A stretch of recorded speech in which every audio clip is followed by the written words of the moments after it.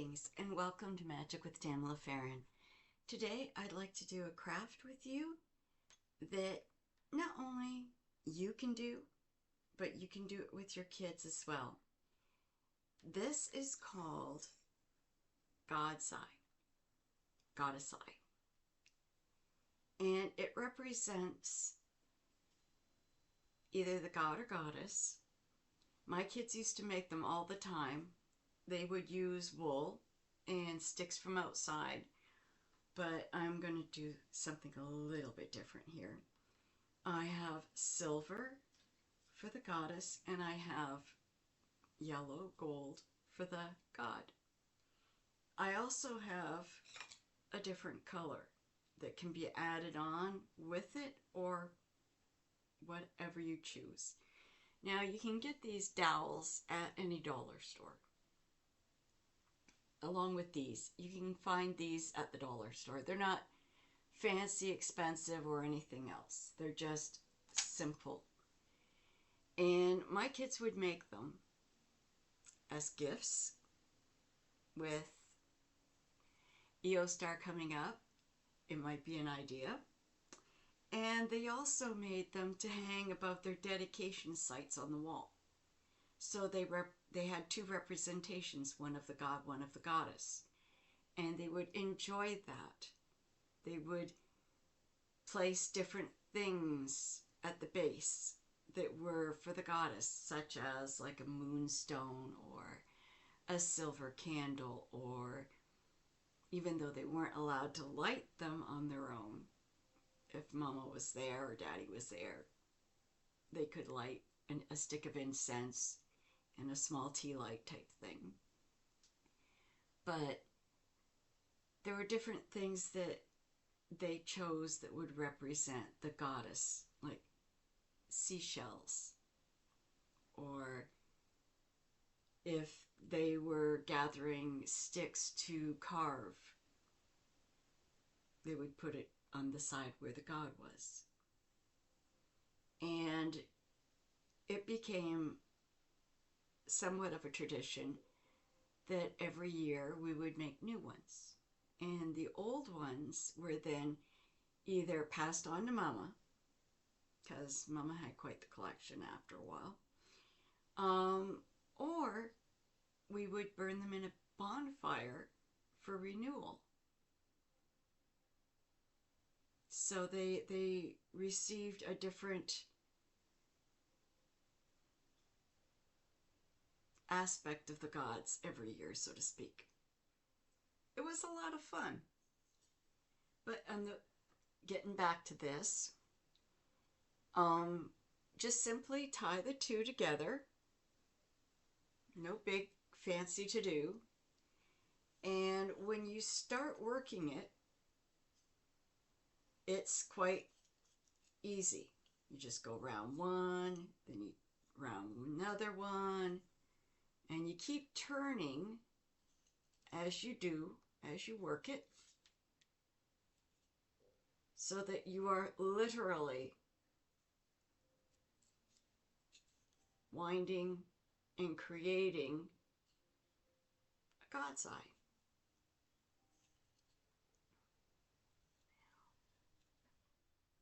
I haven't done this in so many years. It's crazy. When you think about things that you haven't done because your kids are all grown up, that's when you need to start working on the grandkids. Yeah. I think it's just about time to have the grandkids over for a craft session. I think they would love it. And I think they would enjoy doing all sorts of things. Kids are amazing. Have you ever noticed that?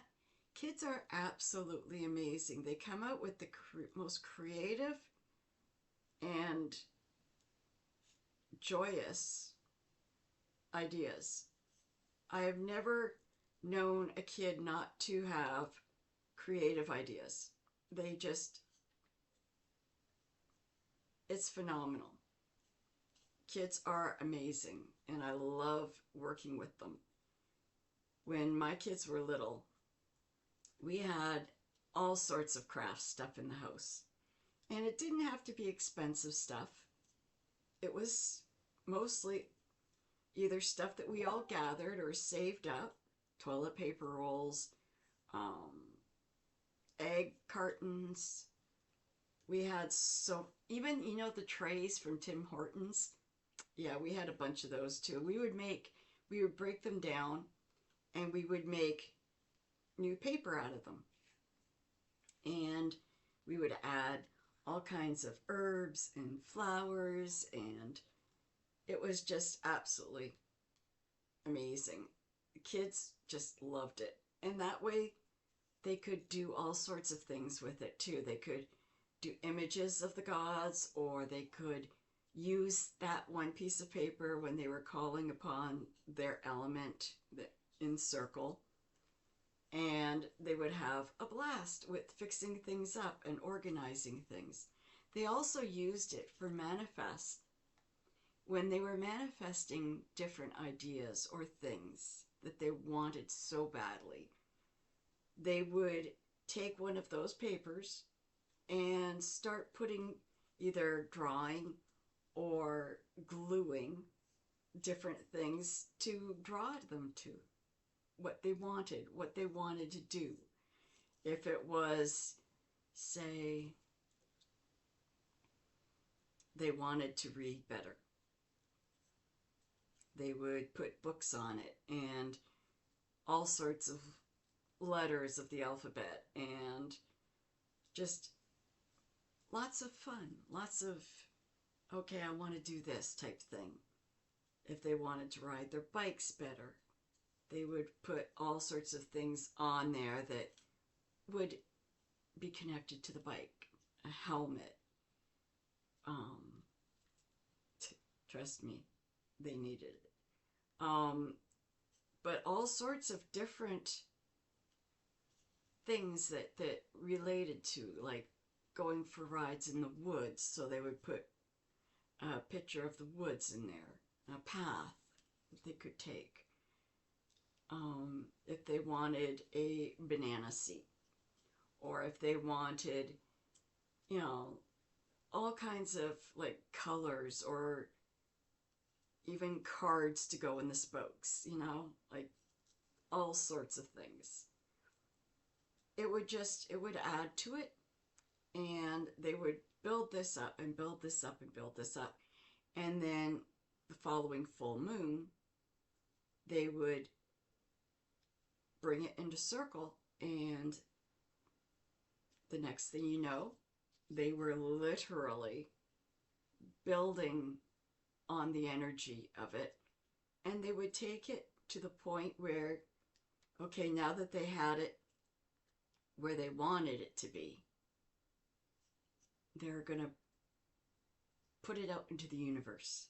So they would burn it and let the smoke carry it to the gods, to the universe, and have it manifest in front of them. And, they were pretty good about things. I remember the one time my oldest daughter decided on her first degree to call upon the god, and she was determined that he was going to answer. And she went outside and she left offerings to the fairies, and she was just so determined that it was going to work. See how that's coming out? Isn't that pretty?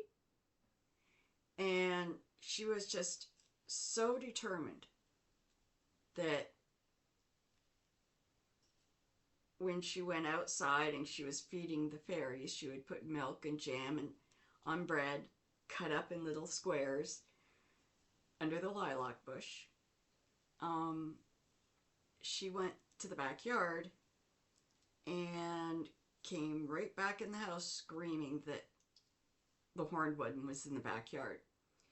And I kind of looked at her like, oh boy. Okay, let's go see. And sure enough, there was, I swear it was a 12-point buck. Oh, it was beautiful. And he was just standing there.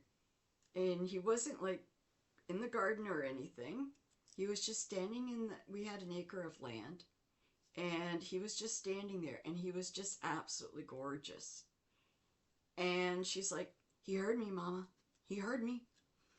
And I was absolutely thrilled. She was so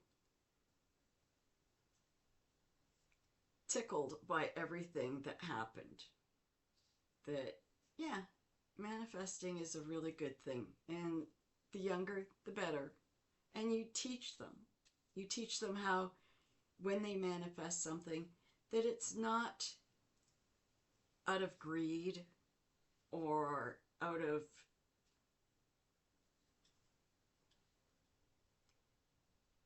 it's out of need. It's out of helping others. It's out of wanting to become something better and more positive. It's not out there for making you richer or more popular, if you will. It's about being a better person inside and helping others around us. And it's, like I said, it's not that hard. Yes, I've got wool here too. It's not that hard if you put manifestation boards up and you have them create. Now, another thing that my kids used to love to do, and it wasn't a manifestation board, but it was a collection board, if you will. And it was teaching them how to enjoy the seasons. And they would take different things on their journeys: seashells, leaves, flowers, pebbles, all sorts of different things that they'd found on their journeys, whether it was acorns, pine cones. And they would literally put them on this piece of construction paper on their wall, and they would divide it into 4: spring, summer, fall, winter. And by the end of the year, they had a brilliant piece of art that established all the different things that they did throughout the year. All their walks, all their collecting, all their magic. It was really beautiful. And they would color on it too, add different things that they couldn't bring home, but that they found or saw. And it was something that they really enjoyed doing. It was a way of manifesting the reality of nature to them. And they enjoyed it. It wasn't just a frivolous experience. It was something that expressed their love for nature. And a lot of the times they would have 1 or 2 of these up throughout the bedrooms, so that they, from year to year would see what they had done or what they had done differently. And they really enjoyed it. They had a lot of fun working with it. It's not just a matter of connecting to the universe. It's a matter of connecting in the sense of display, so that they see it. Kids tend to like to see things. They like to know it's happening. It's real. And when they see it manifest in their journeys, we can talk about nature all you want, but if you're not going for walks and you're not, working out in the gardens, and you're not connecting with the animals and the birds, it's kind of hard to sit there and say, well, I do this, but I don't do it. So it's kind of nice. And one of the things, if you notice, I'm getting there, One of the things you can do too is add feathers and talismans on the sides, hang it up, and you've got all kinds of connections. You can even divide this into the 4 seasons and put different leaves and different feathers that you've gathered throughout. I was always collecting different things and creating with the kids. It's something that they enjoy, and it brings them a little bit closer in the craft. It gives them the feeling that their ideas and their feelings matter. And that's very important to kids nowadays. It's always been important. It's just never been really acknowledged. And it's a lot of fun to see them so engaged with just being a part of everything. I remember the kids using the maypole, and I remember the kids enjoying the bonfires. They always said that the bonfires were their favorite type of meditation because they could sit there and tell all kinds of stories and see all different kinds of things, just like when they were looking at clouds, just like when they were looking in the flames, just like they were looking in the water. They would see all sorts of different things, and it mattered. It was a lot of fun. Looking up at the stars, it became an extreme thing. My kids played out in the rain. They played out at nighttime. They weren't just out through the day. And I can remember the kids enjoying more than anything